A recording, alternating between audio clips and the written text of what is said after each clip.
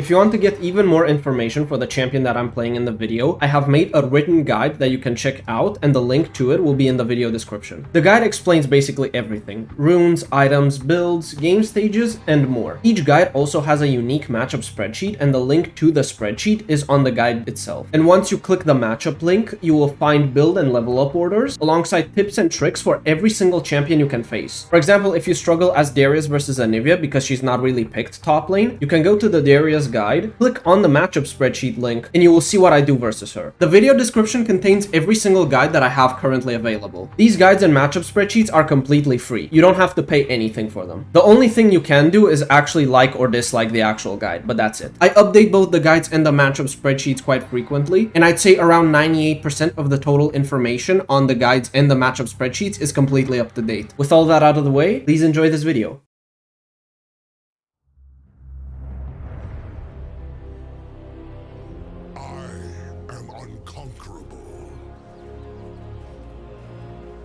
The higher in rank you go, the worse this matchup gets for Mordekaiser. All K'Sante will do is essentially Q auto, Q auto, Q auto until you eventually die. He will most likely also use his E to dodge out your E or your Q. Or he might even use his W to not get pulled by your E. Or to cancel your ultimate, because K'Sante W actually cancels out Mordekaiser's ulti if he's in the middle of the channel. So Mordekaiser has to wait for K'Sante W to go down. But there's also the fact that K'Sante's ultimate will also stop Mordekaiser ultimate. So if you're in melee range, K'Sante will press W on you, and then you won't be able to ult him because you're gonna be in his ultimate range. And then even after you wait for his ultimate, his W resets, so you have to wait once again before you can ult him. And this is what makes the matchup so difficult. You have to wait for him to use so many things, and only then can you ult him. There's also the fact that he will Q auto you on cooldown, because he's just gonna press Q and then auto you and then E away. Not to mention how strong he is in the actual 1v1 once he gets into his all-out form. You can rush plated steel caps into him if you want to, because it's really good at denying him the Q plus auto damage. He will do that a lot, so the armor plus the actual auto attack resist will help out a lot here. What I like to do is get a Liandry and a Bloodletter's Curse. Once you get to those two items, you can finally 1v1 him much better. But it is still going to be difficult. He will also most likely rush a Kaenic Rookhorn, and if he does that, it is going to be so difficult to trade into him, because that regenerating shield will essentially mean you have to mega extend trades, and if you don't, then you're probably gonna lose them. Also, try not to get kidnapped by him, or it's going to be really bad, because if he takes you under turret, you basically die instantly.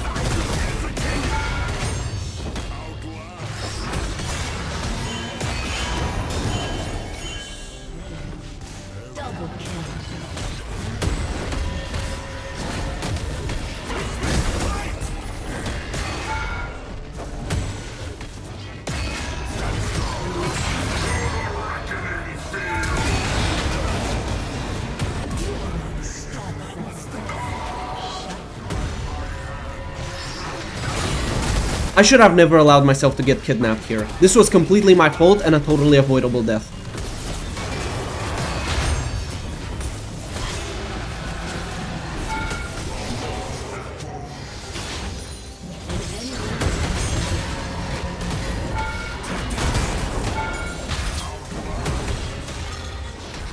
Unstoppable. Unstoppable.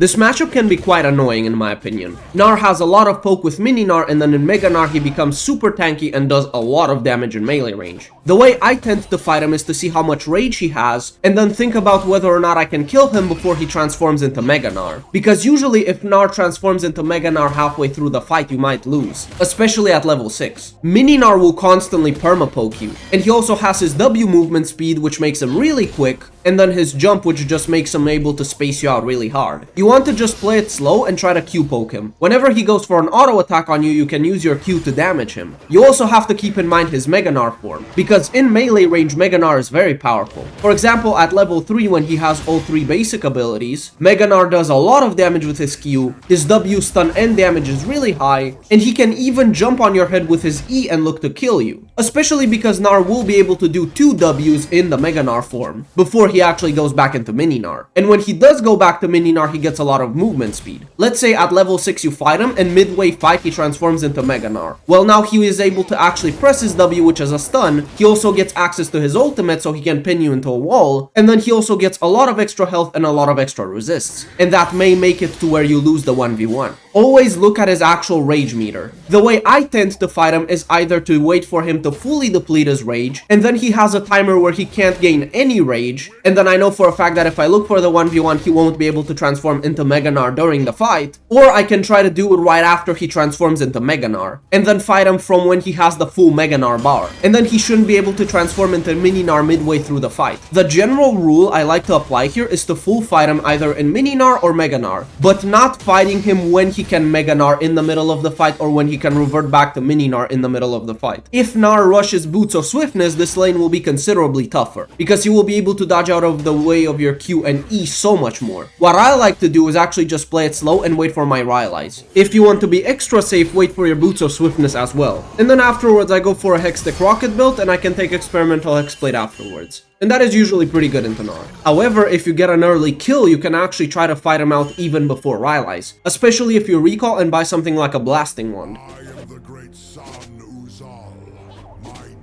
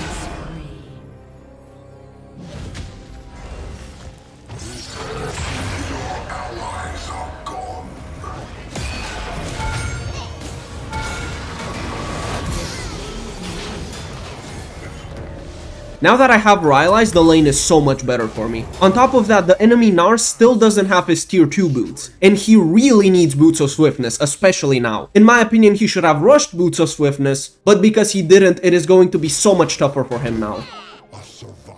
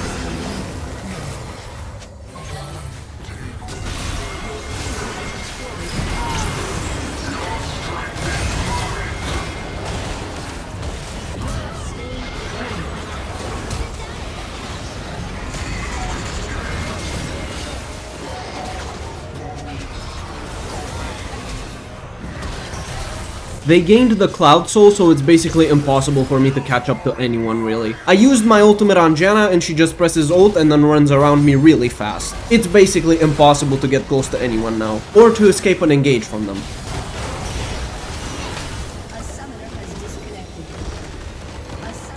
You could not stop me.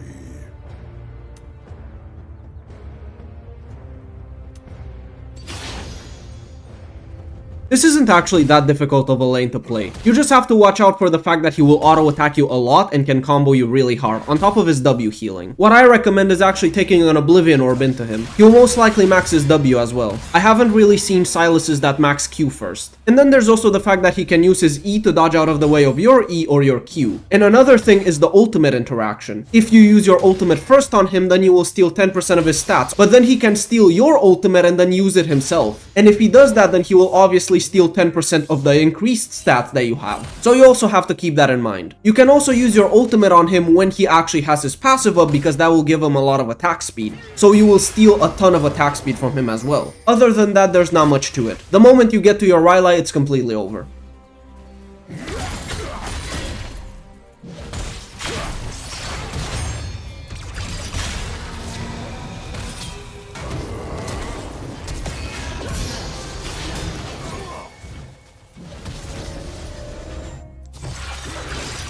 If that Q lands, I would actually win the 1v1. I wanted to try to Q him while he was in the middle of his E chain, but unfortunately I did it a bit too fast, so it didn't land.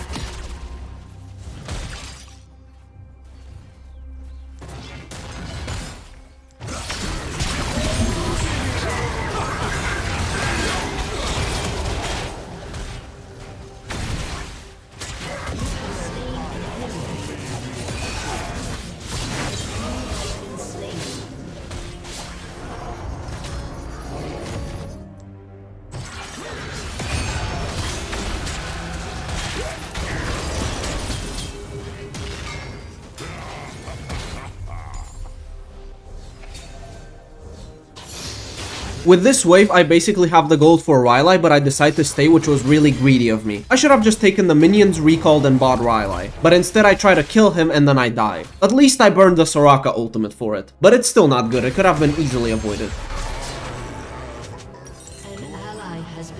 Now I can look to set up a perma-freeze on my side of the lane. I can just walk past this turret and hold his minions. And if I do this, my minions will crash into his turret. And once that happens, it's a perma-freeze for me. And he will need someone else to come and help him out. But I can use my ultimate to turn around a potential 2v1 or 3v1. So this is a really bad position for Sylas to be in right now. The only way he can counter this is to either proxy himself or to make sure my wave doesn't enter his turret. But if he doesn't do either one of these things, then it's basically over for him. The wave didn't crash into his turret, but he actually attacked the minions. So that means it's going to push into me. Turret plating will soon fall. He actually went all the way to bot lane to roam because he just couldn't lane top lane. So I just looked to instantly break the freeze and then try to take some plates. I could have still kept the freeze going, but I decided I would rather just push it.